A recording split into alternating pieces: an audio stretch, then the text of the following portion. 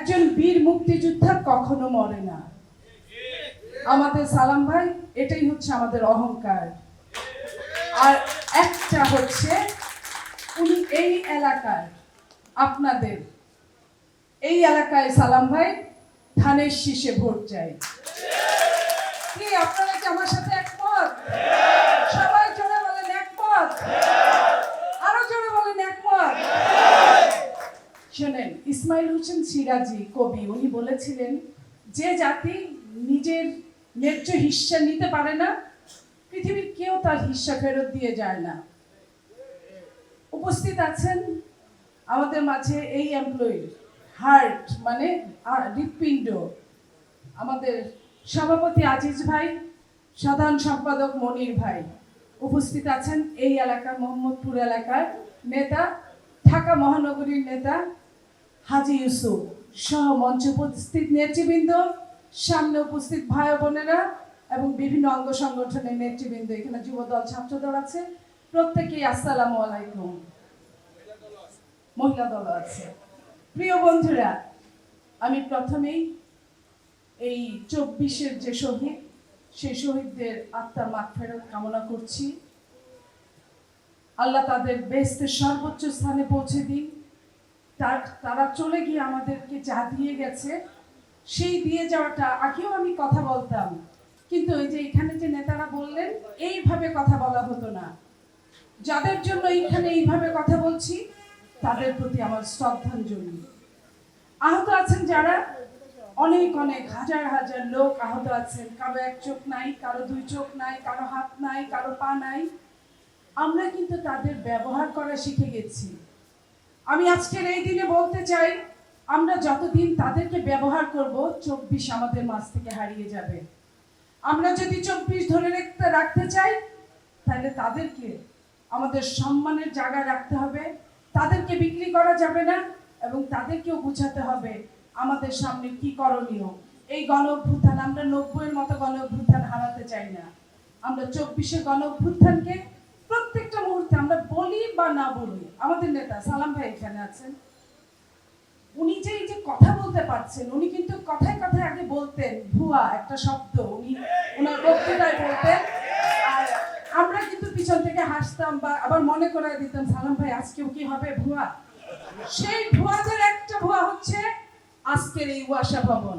দুঃখের সাথে জানাচ্ছি, এইখানে যে কত বড় ভুয়া ছিল এটা চিন্তাই করা যায় না। যে মানুষটা এই তাসকিন খান, সে প্রধানমন্ত্রী তৎকালীন ফ্যাসিস্টের আত্মীয় ছিল এবং সে আমেরিকা বসে বসে অফিস করতো। কত বড় স্পর্ধা তার!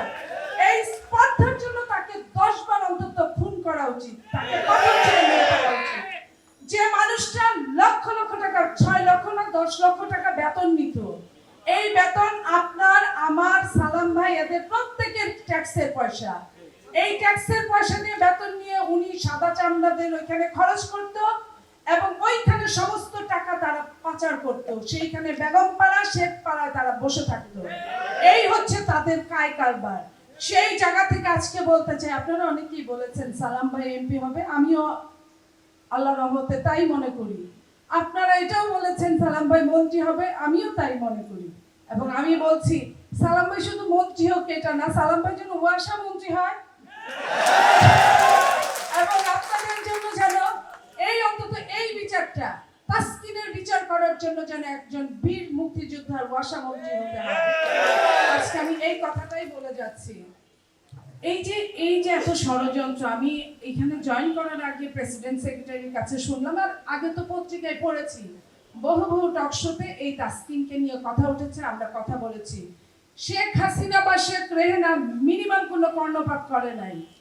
শেখ হাসিনা বা শেখ রেহেনা তাদের ওই হিস্সাটুকু, ওই চুরির টাকা, ডাকাতির টাকার, ঘুষের টাকার ভাগ নিয়েই তারা ব্যস্ত ছিল, তারা অন্য কিছুই করে নাই।